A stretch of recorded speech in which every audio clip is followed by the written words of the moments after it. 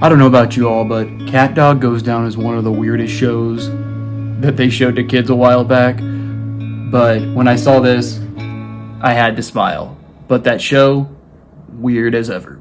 In the past decade, there has been a dramatic increase in diagnoses in regards to depersonalization and derealization disorder. Now, you might ask, why is this? And the true answer right now is there is no definite answer yet. However, there are four factors, in my opinion, that could play a part in regards to this dramatic increase.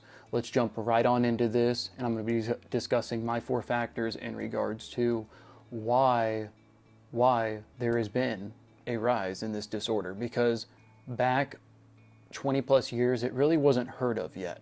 So let's jump right on into it. Now, number one, there truly up to this point has not been enough data in regards to this diagnosis. And this could be a potential reason why, hear me out real quick, why there is obviously an increase. It's because if it wasn't studied and whatnot and it was just kind of pushed aside, just like a lot of mental health disorders, unfortunately, over the past multiple decades, although it's getting better and whatnot, but that would be one reason why there weren't as many diagnoses, obviously.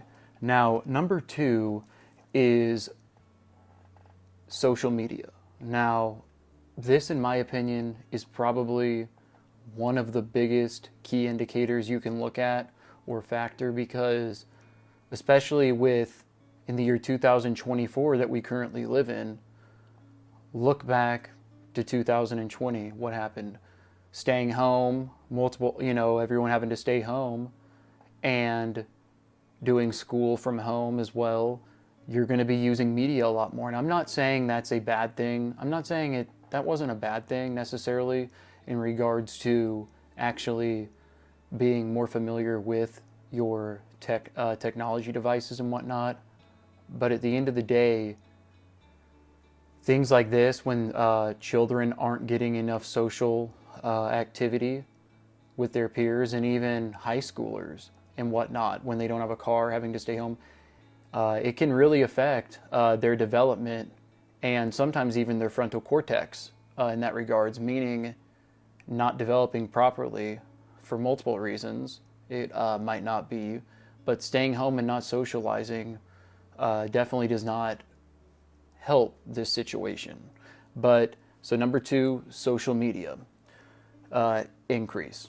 Now, number three, let's just put it this way: a co-occurring mental health disorder, coexisting, say as you please on this, but things such as, so if somebody's diagnosed with this,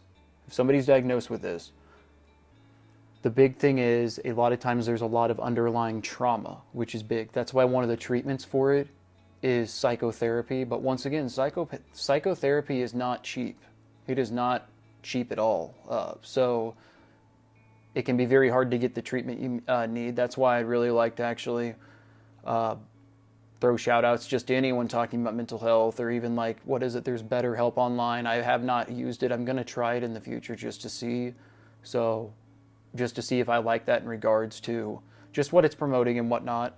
But just in general with this, things such as depression, anxiety, social anxiety disorder, generalized anxiety disorder, PTSD is huge as well. So a lot of times for people, even that come home from the military, a lot of times, even if they didn't have a history when they were younger of trauma, drug use, etc., PTSD, any sort of trauma at any age can affect, it can affect you in regards to sometimes developing a mental health disorder and then potentially developing something like this.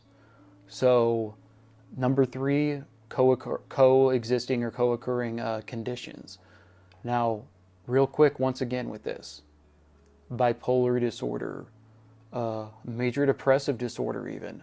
Major depressive disorder actually a lot of times goes under the radar when it comes to diagnosing, because a lot of times depression and anxiety go hand in hand with each other. So a lot of times, let's say somebody's diagnosed with major depressive disorder, a lot of times it's anxiety. So that's one reason why a lot of medications, some of them at least, like some potential SSRIs, like even Prozac, and then sometimes as well, if that's not working, something such as, even a benzo, a low dose, like of a clonazepam or whatnot, is really what the person needs. So diagnosing anxiety and depression and depersonalization and derealization is very, very important that you get that initial diagnosis right. So let's say you think you might be suffering from this, where you're floating away from your body. And that's one thing I want to talk about with this. Depersonalization, derealization can be used interchangeably. But in my opinion with it, I want to just briefly tell you one thing that I believe is a big difference is with depersonalization, a lot of times you feel like you're leaving your body, but you're a lot more even emotionless. Derealization, floating away from your body, same symptoms, but a lot of times the emotions sometimes can feel more real even though you feel numb. But with depersonalization and derealization, the big thing to take away is when you feel like you're not feeling emotion at all or feeling emotion, a lot of times manic episodes can go on from this.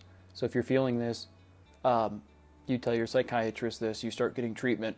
A lot of times if they ask if you have any other diagnoses and you truthfully don't know or you do, tell them everything. Because if you're diagnosed with anxiety and it's really major depressive disorder underlying or interchangeably, that sometimes can really help with treatment in general. Now, number 4 on why there has been once again, an increase in regards to this condition. Now remember, once again, as I said, social media with number 4, it wasn't near as accessible even 20 years ago. And just with the technology and even AI that's forming and whatnot, the world is dramatically changing. And with this, humans as well are starting to change. But with this, drug use. So with the changes in today's society in regards to, once again, it being more acceptable to work from home, which I'm not hating on. That's completely, I think it's great, honestly. But for children in particular to help, they need to be in a social environment. Because a lot of times if they're not, isolation, acting out as they get older, potential drug use, maybe family history of drug use as well, things like this, which today there has been a dramatic increase in drug use. And with even more things just being developed, like a lot of these strong hallucinogenics, or even, for example, even in the, in the legal states that have the dispensaries and edibles and whatnot, they're, access to it and it just getting more potent. Drug use can sometimes lead to developing a form of this condition. And a lot of times with this, unfortunately, long-term, so a lot of long-term drug use, and in particular, let's say you start using cannabis and whatnot at a young age, right? And when using it, you continue to use it and you keep feeling like you're having even like a psychotic break, like you can't control yourself. At some point, when you're used to that feeling eventually dissipating, at some point it'll continue to go, and you can have an episode of depersonalization and derealization. And there's been an increase with this, cannabis actually was a bad thing to use.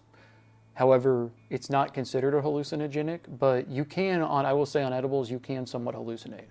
But in particular, access to things such as even PCP, that's a great example. K2, spice, those things. These things can lead to a bout of psychosis, which long-term can lead to sometimes depersonalization or derealization.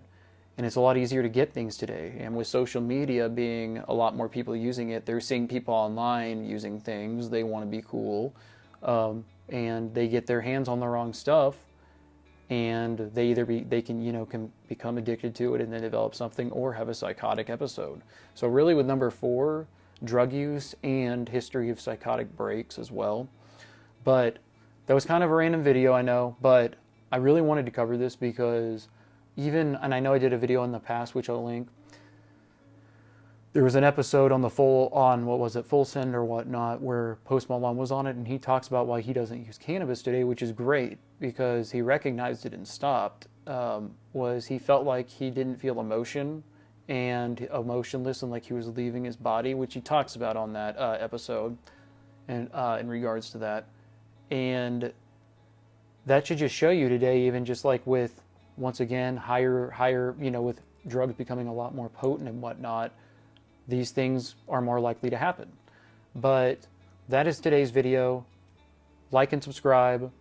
I've got a lot of videos coming out soon. I'm almost done with 365 days of running. Check out that short series. But once again, this is all things mental health, and anyone who has anything to say that's negative about it, I don't care, actually. I don't really care. But if there's any bullying or anything in the comments for real, though, you will be straight up deleted or blocked or whatever, because you never know somebody else's mental health state that's watching videos and trying to learn something, and then you have somebody attack them in the comments.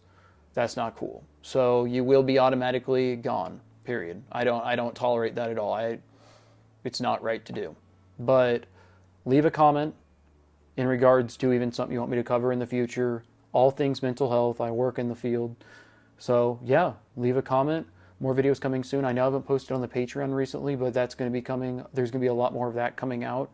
So to anyone who has actually, if I haven't even really looked at it recently, I'll send your money. I'll send the money back if anyone has up to this point right now paid for a membership. But also join the YouTube membership as well on the channel, or become a member. In the future, we'll be doing some lives, and I'd like to actually have a couple moderators as well, just to keep the bots and whatnot out of the comments. So hit me up if you're interested in that as well. We're going to put out a lot more stuff. Once again, hate if you hate.